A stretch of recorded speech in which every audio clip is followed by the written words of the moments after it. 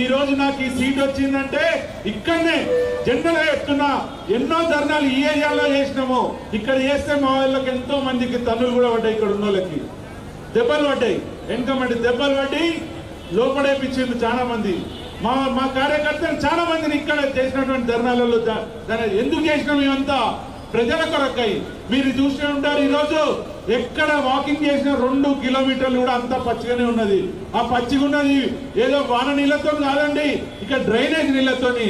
అది ఎంతో ఎండ నుంచి పాపం ఇక్కడ ఉన్నటువంటి సామాన్య ప్రజలందరికీ కూడా, ఇక్కడ ఉన్నటువంటి వాళ్ళందరికీ కూడా ఈ ఇబ్బందులు తప్పుతలేవు. గత 12 ఏళ్ల నుంచి కూడా ఎవరైతే శాసనసభ్యులు ఉన్నారో వాళ్ళందరూ కూడా ప్రభుత్వంలో ఉండి కూడా ఇక్కడ ఏమి చేయలేదండి. ఎక్కడ డ్రైనేజ్ అక్కడనే, ఎక్కడ రోడ్లు అక్కడనే, ఎక్కడ రెగ్యులరేషన్ అక్కడనే, ఎక్కడ హైటెన్షన్ వైర్లు అక్కడనే.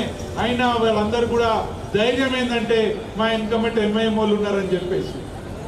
ఆ 2 పార్టీలు కూడా మా ఇన్కమెంట్ ఇంతకుముందు సంజయ్ అన్నట్టు ఎవరున్నారో మతం పేరు చెప్పుకొని బయటపడదామని చూస్తున్నటువంటి ఆ 2 పార్టీలకు తగిన గుణపాఠం చెప్పాలంటే ఈ యొక్క ఎలక్షన్స్ లో మీరందరూ కూడా తప్పకుండా నాకు మద్దతుగా నిల్చొని భారతీయ జనతా పార్టీకి సపోర్ట్ చేసి కమలం గుర్తుపై ఓటేస్తారని మీ అందరికీ ధన్యవాదాలు తెలియజేసుకుంటూ, నన్ను ఆశీర్వదించి శాసనసభలకు పంపించినట్లయితే నేను మీ గురించి నా ప్రాణాలైనా అర్పించి మీ గురించి కొట్లాడి ప్రతి ఒక్క డెవలప్మెంట్ గురించి ఫైట్ చేస్తానని మీ అందరికి తెలియజేసుకుంటూ, ఎక్కడ కూడా వెనకాడనండి.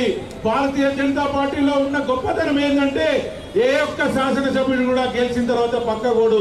అందులో గెలిచిన ఎవడైనా సరే ఎటు పోతాడో కూడా మనకే తెలియదు. అందుకే మీ అందరి మళ్ళీ కోరుకుంటున్నా, నన్ను ఆశీర్వదించండి. ఒక్కసారి భారతీయ జనతా పార్టీకి జూబ్లీ హిల్స్ లో ఛాన్స్ ఇవ్వండి, మేమేందో చూపిస్తామని మళ్ళీ కోరుకుంటూ ధన్యవాదాలు తెలియజేస్తున్నా. కమలంపు గుర్తుకే. అసలైన తొలి వెలుగు. ఫాలో వాట్సాప్ @తొలి వెలుగు official.